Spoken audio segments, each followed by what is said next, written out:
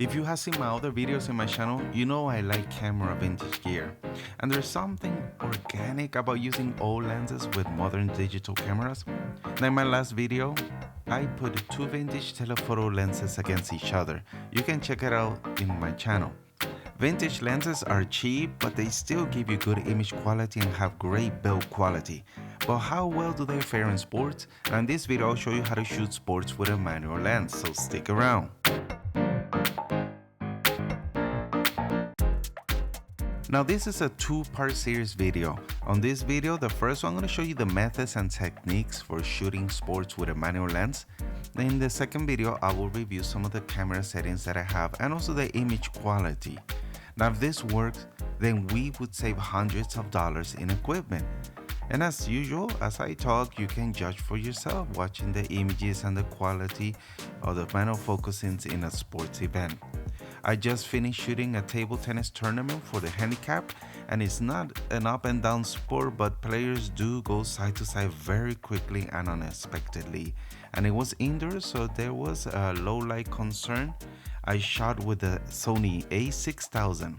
Now the lenses I use mainly about a good 60% of the time I was shooting with the Pentax 50mm f1.4 vintage lens, and the rest of the shots were with the Toking 80 to 200mm f2.8 prime zoom lens, the ATX Pro edition.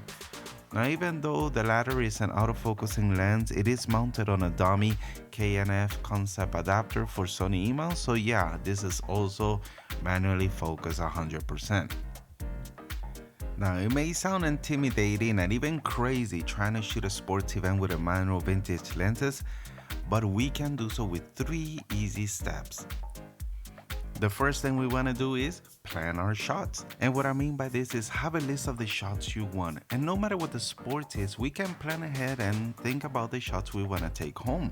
Whether it's the moment right after a big smash, or the victory scream after scoring, or sliding into the home plate in baseball, or when a basketball player dunks the ball. We all have seen those posters that capture that moment. The moment that says that was an awesome game, or you should have been there. So after watching a lot of table tennis tournament videos in YouTube, I had an idea of the shots I wanted to take home. And after planning what shots I want to take home, we go into the second step. Yes, anticipate. Sounds like common sense, but is very easily forgotten. Now, since I was shooting a table basically in table tennis, it was easy for me to plan which side of the table I wanted to shoot first. And since it is ping pong, players do run side to side, so I still had to anticipate when a player was going to run into my focusing area. Now this leads me to our final point. Third and lastly, the most important point is find your focusing point. And I don't mean just focusing on the subjects themselves. I mean, for example, in ping pong, I was focusing on the white lines at the edge of the table. That's where the player is closest to. Or when the player is getting ready to serve, I had about 2 to 3 seconds to get my focus ready and all set, and then I didn't have to worry about the focusing again.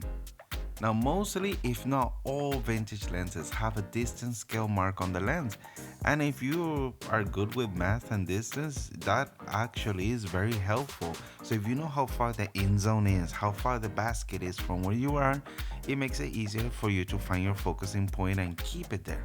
And that's the great thing about manual lenses, that once you get that focus point spot on, it doesn't matter if we put the camera down or power down the camera. If we're standing relatively the same place, we bring up the camera, well, the focus distance won't change. It won't refocus again. Like digital cameras, when you power it down, they tend to move the focus back to a starting point, or in some cases the lens literally closes. And that means no more hunting. Now I didn't expect to get as many shots in focus as I did have. It was a lot of fun. I really recommend you all to give it a try. Don't go out and buy an expensive zoom lens just yet. Now with that said, it is very satisfying to have contributed to the overall final image. It wasn't just the camera and the lens doing all the work. I had a part in the image, and that is priceless. I hope you guys enjoyed this video, and please stay tuned for the second part of this video. I will focus on the camera settings and the image quality, as well as an overall review of the shooting sports with a manual lens. Now if you like this video, go ahead and subscribe. If you love this, smash that like button. Well, if you're into that thing, and you all have a good one. Peace.